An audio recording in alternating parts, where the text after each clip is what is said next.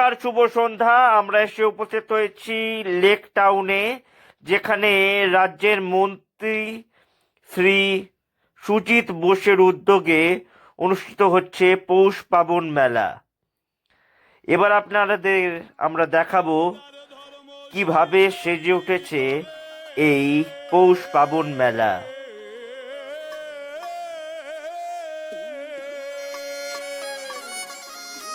তোমার বলায় অকারণ ভবে সবাই কিয়া ধর্মপরায়ণ, যার যার ধর্ম সেই সেই করে, যার যার ধর্ম সেই সেই করে।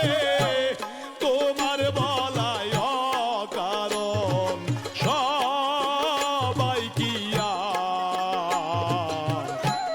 ধর্মপরায়ণ হবে, সবাই কিয়া ধর্মপরায়ণ।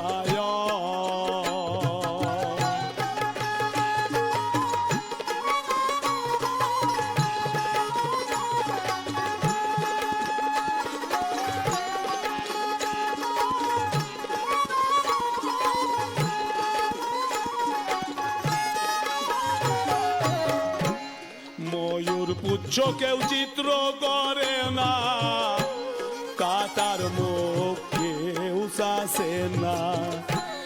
ময়ূর পুচ্ছ কেউ চিত্র করে না, কাটার মুখ কেউ শাসে না।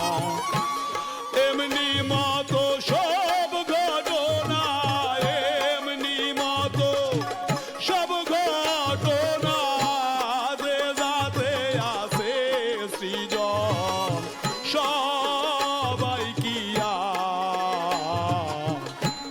ধর্মপরায়ণ ভবে, সবাই কিয়া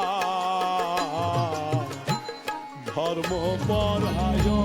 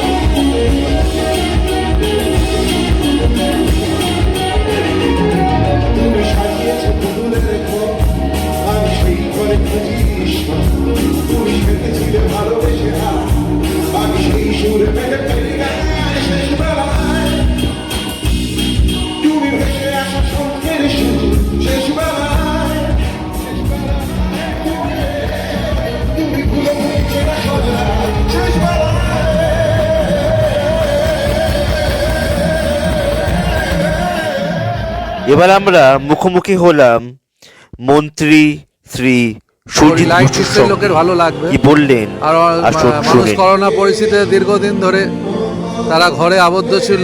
দুর্গাপুজোর সময় মানুষও বেরিয়েছিল, নিয়ম নীতি মেনেই করেছিল।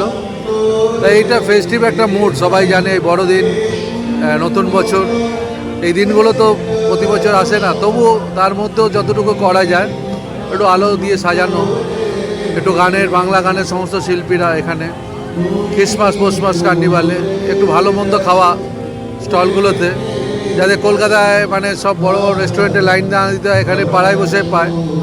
এই জন্য এই সমস্ত ভাবনা চিন্তা দিকেই করা। এক তো দলের কাজ, তারপরে তোমার দপ্তর সামলাতে হয়, তার মধ্যে সংস্কৃতি ভাবনা চিন্তা, মানে সব ঠান্ডা মাথায় কীভাবে সামলাও? মাথাটা ঠান্ডা রাখা অত্যন্ত জরুরি, তার কারণ মাথা গরম করলে কাজ ভুল হয়ে যায়। চেষ্টা করি যতটা পারি ঠান্ডা রেখে কাজটা করবার। থ্যাংক ইউ দাদা। লেক টাউনের পৌষ পার্বণ উৎসব থেকে প্রীতম মুখার্জি এবং কৌস্তব সাহার রিপোর্ট, সারাদিন বাংলা টিভি, কলকাতা।